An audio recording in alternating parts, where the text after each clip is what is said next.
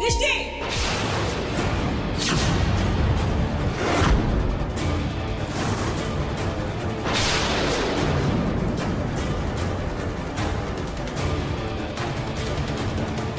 মিতুল কেন বসেছে এখানে খেতে?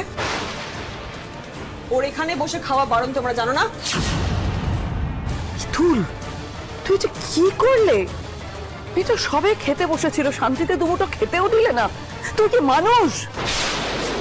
মাঠান, ও তো মানুষ অমানুষ বুঝি না। মুদ্রা কথা হচ্ছে ওই ভিখিরির বাচ্চা এই টেবিলে বসে খাবে না। মইনাক, এই যে মেশো, বেশি গলা তুলো না, গলা আমিও তুলতে পারি। এই বাড়িতে তোমাদের যে ছড়িটা আর ঘোরে না, এটা কতবার মনে করাতে হবে? হ্যাঁ, আর তাছাড়া পুতুলের হাড়ি আলাদা হয়ে গেছে। তাহলে এই মেয়েটা কেন এখানে বসে ভালো মন্দ খাবার খাবে?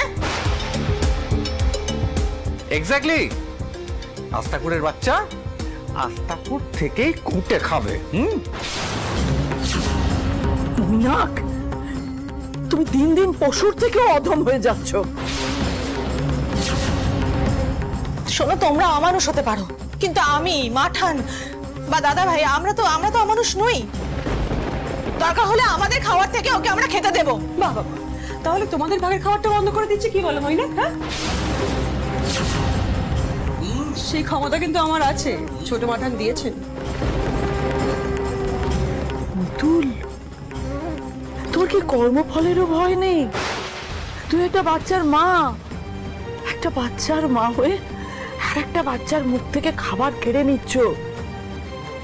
এর অভিশাপ তো তোমার মেয়ের গায়ে গিয়েও লাগবে। তুমি সেটা সহ্য করতে পারবে তো? ও মামা, ও খাক না আমাদের সাথে। ঠিক আছে মা, ওকে আমি খেতে দেব, তবে ফ্রিতে নয়। ওকে কাজ করতে হবে, বাড়ির কাজ। আগে আমি, মইনাক আর আমার মেয়ে খাবো, তারপর মিষ্টি সমস্ত কাজ ছেড়ে তারপরে খেতে পাবে। মিতুল, একটা দুধের শিশু, এই বাচ্চাটাকে দিয়ে তুমি কাজ করাবে? হ্যাঁ, কাজ করাবো। দেখুন বরকা, ছোট মাটন তো বাড়িতে নেই না, সমস্ত গুরু দায়িত্ব আমার কাঁধে এসেই পড়েছে। তাই আমি যেটা বলবো সেটাই শেষ কথা হবে। এই চাপাতি, আগে আমাদেরকে খাবার দাও। আর এই যে এরা যারা ভিখিরির বাচ্চার জন্য কেঁদে কেটে মরছে, তাদের কপালে আজকে কোনো খাবার জুটবে না। আপনারা আসতে পারেন। তার দরকার পড়বে না। তোমাদের অনুগ্রহে খাওয়ার এতটাই তেতো যে আমার গলা দিয়ে অন্তত নামবে না। আমাদেরও না। মা,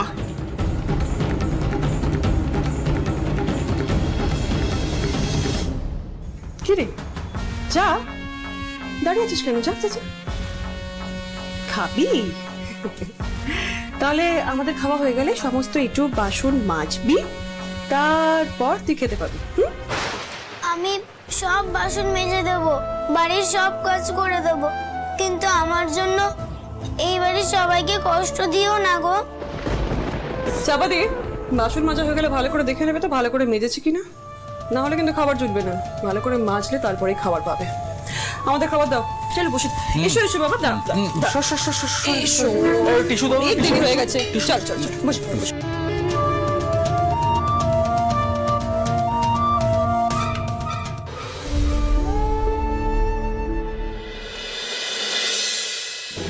এই তো মনিক, ইঞ্জেকশনটা নিয়ে এসছো? হ্যাঁ ডাক্তার বাবু, এই যে। বাহ, চলো তাহলে এখনই দিয়ে দিই।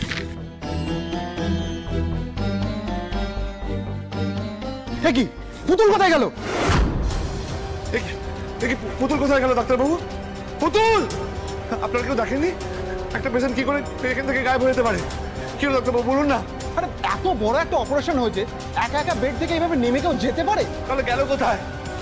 একটা পেশেন্ট কেবিন থেকে উধাও হয়ে যেতে পারে কি করে? আরে আমিও তো সেটা বুঝতে পারছি না। আমি তো একটু আগেও এসে দেখে গেছি। সিস্টার, সিস্টার, পেশেন্ট কোথায়?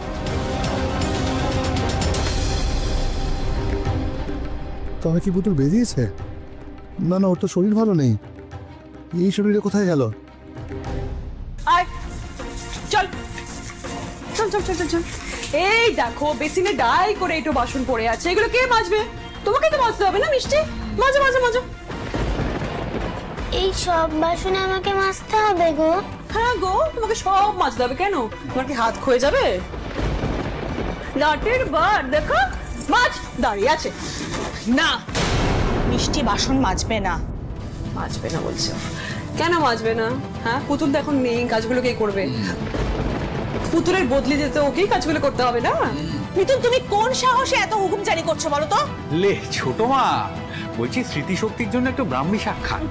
আপনি বোধহয় ভুলে যাচ্ছেন, ছোট মাঠান যখন ওই পাওয়ার অফ অ্যাটর্নিটা পান তখন উনি পরিষ্কার জানিয়ে দিয়েছিলেন ওনার অনুপস্থিতিতে সমস্ত দায়িত্ব, মানে সংসারের সমস্ত দায়িত্ব মিতুলের। সুতরাং মিতুলের সমস্ত কথা আমাদের সকলকে শুনে চলতে হবে। হ্যাঁ, মাথা মোটা, মাঝে মাঝে ভুলে যায়, মনে করিয়ে দিতে হয়। এই তুই মাছ।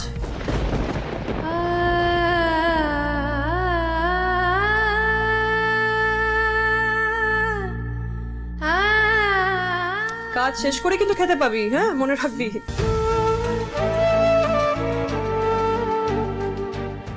আর চাপাদি, তার আগে যদি তুমি খাবার দিয়েছো ওকে, ঘাড় ধাক্কা দিয়ে বাড়ি থেকে বের করে দেবো।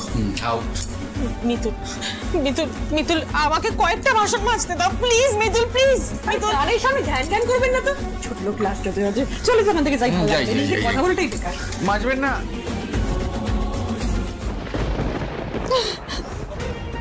তোমরা কেঁদো না গো, আমি বাসন মাজতে পারি। একটু একটু করে সব বাসন মেজে দিচ্ছি।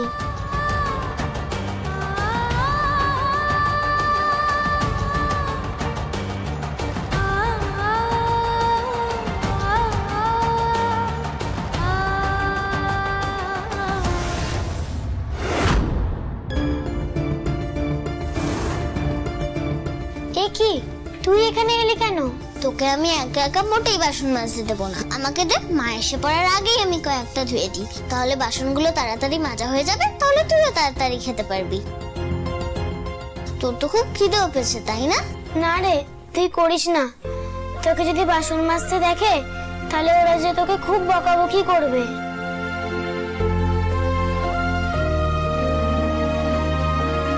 বৃষ্টি, এই বৃষ্টি, তুই এখানে কি করছিস? যা ঘরে যা, বাবা খুঁজছে, যা।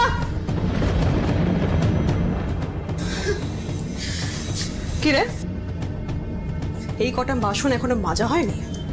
কাজ করছিস নাকি কাজের ঢং করছিস? ধান্দায় ছিলিস না তুই? হ্যাঁ, যে বৃষ্টি এসে হাতে হাতে কাজগুলো সেরে দেবে। কে শিখিয়েছে এসব? কে শিখিয়েছে? তোর মা না? মা শিখিয়ে দিয়েছে, শিখিয়ে পড়ে তৈরি করে দিয়েছে একেবারে। যেমন নাটক করবি যাতে সবাই এসে তোকে হেল্প করতে বসে যায়। হ্যাঁ না গো, আমি কাউকে বাসন মাজতে বলিনি গো। একদম চুপ, মুখে কথা বলছে, একটা চড় মেরে গাল লাল করে দেবো। কাজ কর তাড়াতাড়ি, কাজ ছেড়ে তো খেতে পাবি। আর মনে রাখবি মিষ্টি,